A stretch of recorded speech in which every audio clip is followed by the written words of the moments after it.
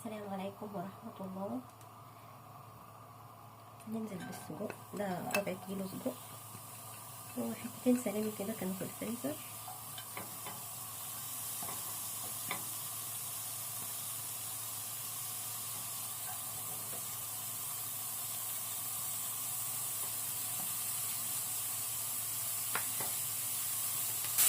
ننزل بالدهون بتاعته اهو، وننزل بصلاية متقطعة ومرصوص عليها ملح وفلفل.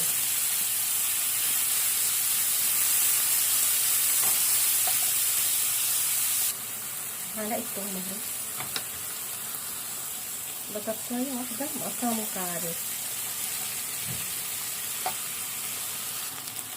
ده بقى الفكرة بتاعت الفيديو، ده قلب الكوسة اللي احنا بنقوره مش برميه، انا بشيله في الفريزر وبعمل بيه اكل.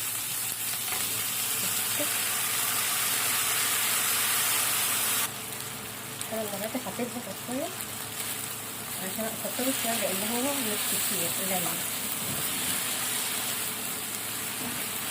مش هحط توابل عشان السجق طبعا بيبقى متبل، انا بس حطيت شويه ملح وفلفل على البصل. انا هفضل معاه كده اقلب فيه لغايه ما يتشرب الميه بتاعته. دلوقتي انا سايبه ده هنا. لو تلاحظوا انا ما استعملتش سمنه، فانا هستعمل سمنه في البشاميل بقى. حطيت معلقه سمنه، هحط معلقتين دقيق كبار.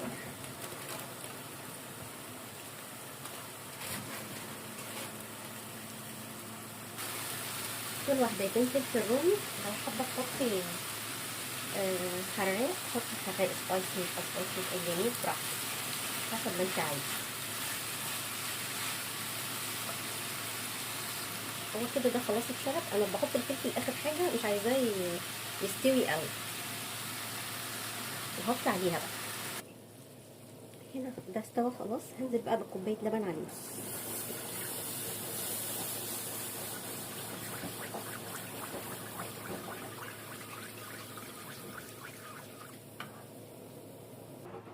بصوا يا حبايبي، دي كوبايه لبن هدوب فيها معلقتين نشا صغيرين، معلقه الشاي هدوبهم واحطهم برضو على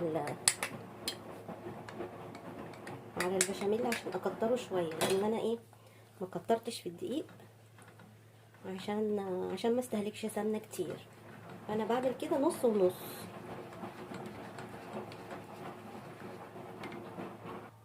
لو مش عايزه تحطي لبن تاني براحتك، عايزه تدوبيه في شوربه تمام. هفضل بقى اقلب لغايه ما يربط معايا تاني.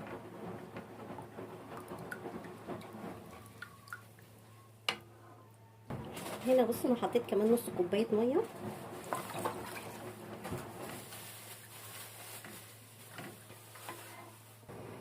احط رشه فلفل اسمر، رشه ملح، مش هكتر الملح عشان هو الاكل عليه ملح عشان ما يتركزش ويبقى حادق. بصوا هو تخين، انا بحبه تخين كده عشان الكوسه اوقات بتنزل ميه، فهي بتيجي بقى كلها في البشاميل. بصوا لو انت حابه تخففيه شويه حطي له شويه شوربه، شويه لبن، اي حاجه، ميه زي ما انت عايزه. دول كام واحده زيتون كده كانوا عندي، حطيتهم فيه، بيدي طعم حلو قوي للاكل. لو عندك زيتون مخلي مقطع ممكن تحطي برضه، هيبقى جميل. دلوقتي هتيجي الخطوه بقى اللي بعد كده. هنا بقى القالب هنحط فيه،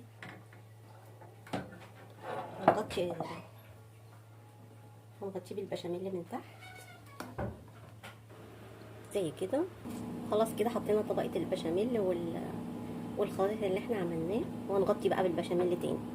دلوقتي بقى غطيناه بالبشاميل من فوق وهندخله الفرن وارجع اقول لكم عملنا ايه. بصوا يا حبايبي، هي بقى لها ربع ساعه في الفرن على درجه حراره 200. هولع عليها الشوايه بقى من فوق. بصوا البشاميل اللي اتحمر اهو، من غير ما يتحط عليه بيض، من غير ما يتحط عليه اي مواد دهنيه من فوق، اتحمر عادي. لكن انت عايزه تحطي جبنه حطي اي حاجه اللي انت عايزاها تحطيها. حطيت عليه جبنه يا دوبك هتسيح واطفي عليها لان انا مش عايزه الجبنه تتحمر. انا طفيت عليها وهسيبها بس على السخونيه تسيح.